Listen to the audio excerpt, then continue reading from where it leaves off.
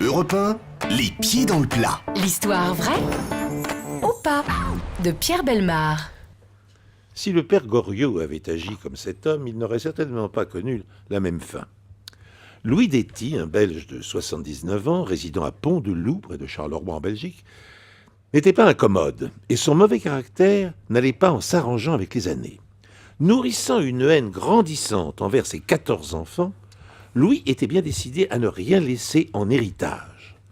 Il aurait pu tout dilapider en menant grande vie ou faire un don important à une fondation humanitaire, mais non.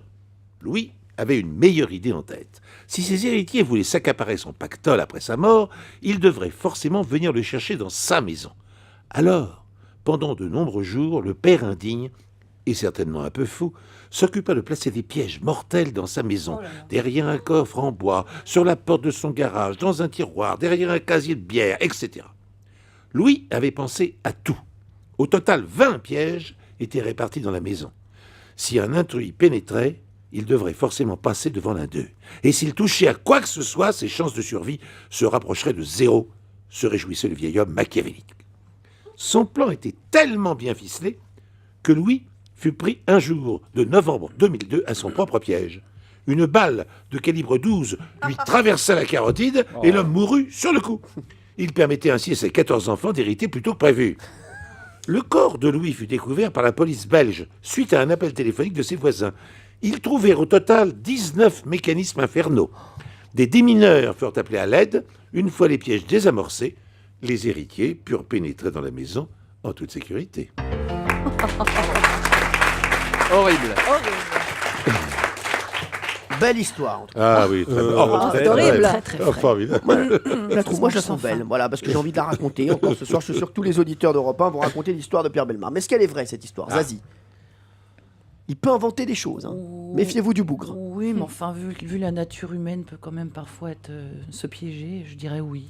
Mais... Valérie. Moi aussi, l'âme des hommes peut être très sombre, et pourquoi pas un monsieur aussi machiavélique que celui-ci. Voilà, l'âme des hommes peut être très sombre. Le prochain album de Valérie Benaïm. Non mais elle Ça, ça c'est y le est, titre, hein. elle est partie très loin. Elle, hein. Du père Goriot à Ça va Valérie pas bien en ce Benaïm. moment Vous avez des soucis en ce moment Est-ce que vous voulez qu'on en parle? Je vous en parlerai après en privé. Vous avez remarqué, elle est pas bien. Hein. Je sais pas, elle fait un mauvais coton. Ouais, elle est pas bien du tout. Laurent Guimier. Alors moi j'y crois pas. Enfin je crois à ce type qui met des pièges, mais je pense pas qu'il en soit mort. Je pense qu'on a découvert tout simplement le stratagème, mais je pense pas qu'il soit mort de ses propres pièges. Ouais, en fait, vous, si c'était vous qui avez raconté l'histoire, elle n'aurait aucun intérêt. C'est ça, voilà. C'est ça. En fait, pour résumer, quoi, c'est simple. Hein. Jean-Luc Lemoyne. Bah moi je trouve ça bien de mettre des pièges dans les maisons et je pense qu'on devrait y envoyer Stéphane Plaza. Ah excellent. Alors, je vais vous donner la réponse. Oui.